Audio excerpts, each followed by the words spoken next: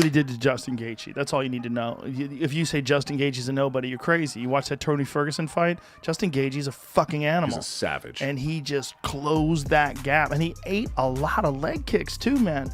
He ate a lot of leg kicks that would, I mean, I don't know how many of those you can eat from Justin. Right. Maybe he had like 5 or 6 more in the tank. Right. So you're on E.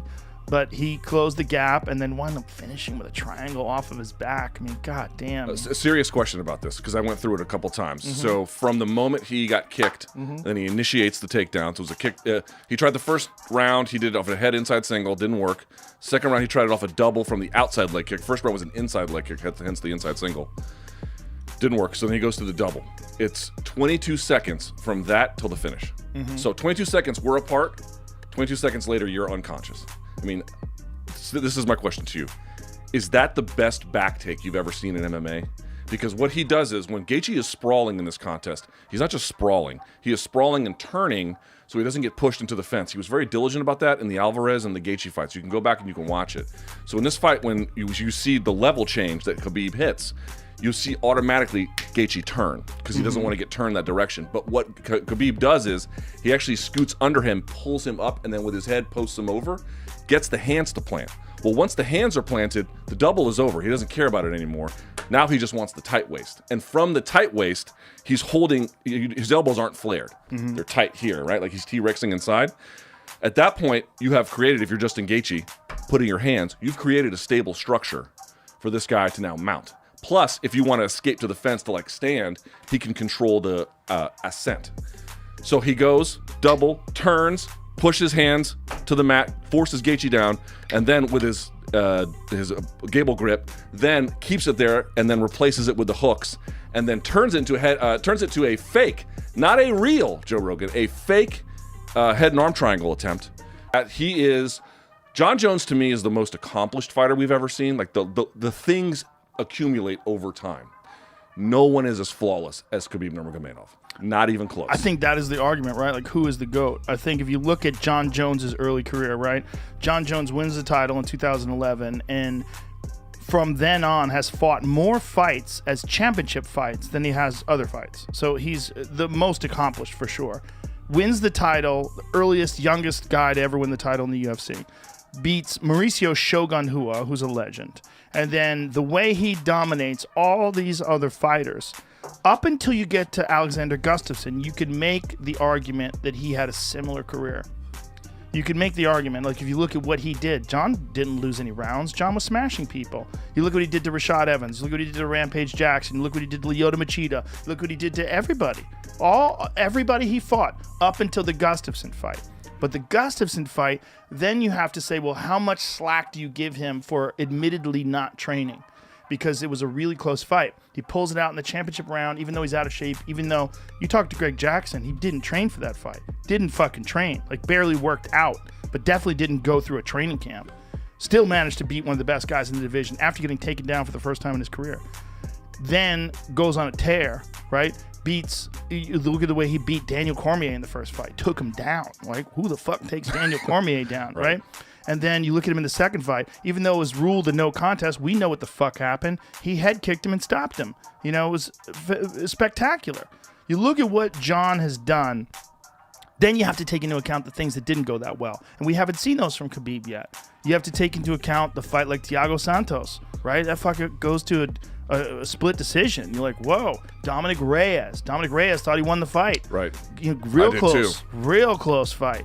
So those fights haven't happened with Khabib yet. And we don't know if they ever could.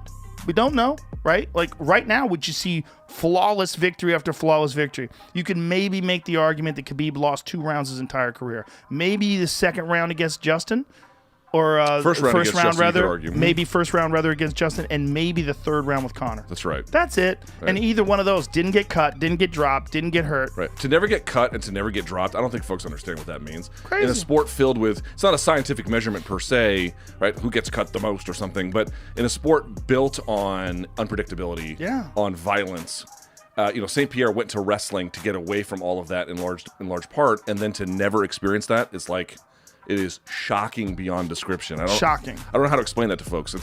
But to your point, The thing about Khabib where he falls short is that it's just an inevitability. Like, your run through 29 fights is the best run I've seen through 29 fights. Ever.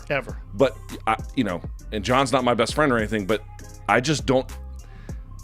That is the best total resume I've ever seen. Jon is the best resume. It's not, I mean, I know he was getting all salty on Twitter being like, these fucking Khabib fans. It's like, dude, he shouldn't do that. Oh, well, he shouldn't do it. But here's my point to Jon. It's like, dude, put the keyboard down for just a second. Here's what's going to happen. You're going to go to heavyweight, and you're going to probably win. I mean, I don't know if that's a guarantee, but let's assume that you do. All of the conversation, everything that happens right now is just recency bias. And Khabib retired, and his father died, and it was this incredibly sad and yet inspiring moment. Let the fucking guy have his moment, because when you have your moment, all of the worm is going to turn. Yeah. And then everyone's going to be like, Jon's the fucking greatest. He's going to get his, just not today at this moment. Recency bias, that's real. Recent bias that's a real thing. Like, we just watched Khabib, and then the fact that Khabib did supposedly retire. Come on, the Jon Jones situation is also it's a contrast in personalities, right? Khabib, who's this really religious, very moral, ethical person who doesn't drink, he doesn't party, doesn't do anything, he just trains. He's always in phenomenal shape. He takes every fight incredibly serious. He's never been out of shape. He's never been fat. He's missed weight a couple of times earlier in his career, but he got that dialed in. He's just so dedicated. Whereas Jon is a wild man. He's just wild. I mean, you talk about not training for the Gustafsson fight, buddy. That ain't the only fight he didn't train for. How about what he said to Cormier? I did coke and I still beat you. And I'm like, I don't think he's lying. I mean, the stories I've heard, I don't want to repeat them because I cannot verify them. No. But I've heard stories like, if y'all think that was the one fight, he just like, oh, I'm going to pump the brakes this time. No, bitch. I mean, here's the other part about it. It's like, who's a guy, for example, who maintained dominance through the game and took, significant amounts of time off in boxing? Floyd Mayweather would be a great example of that. Yeah. But Floyd has been training as a family affair from adolescence, right? For the long part of his life. And he is so gifted that he can take time off, and the game is so developed that people aren't going to make warp speed development in his absence. And so they got a little bit better every time he took a little bit of time off, like the Maidana first fight with the corkscrew punch. That was a little bit of a wild card there. But in general, he was able to maintain that dominance. In MMA, the game changes rapidly, super fast, because people are still discovering best practices. In 2 years, people will not be doing the same kinds of things to the same degree they do now. The calf kick and its explosion is sort of an obvious example of that. Jon was doing things like not training between camps. I mean, that's something only elite boxers do because they've been doing this since they were 5-6 years old, and they can take the time to not necessarily do that. Whereas most MMA fighters are like, I'm a everyday martial artist. I just ramp it up.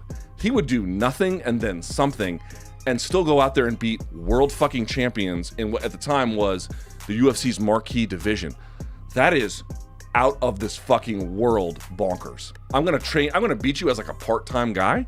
Yeah. What? Yeah. You just couldn't wrap your head around it. I wonder if maybe there's some benefit to, because it's not like he got totally out of shape, but I wonder if there's some benefit to that, and that he's not getting beat up. He's not getting his joints wrecked, and there's probably there's a long, it's a real question of like what's the best way to approach it.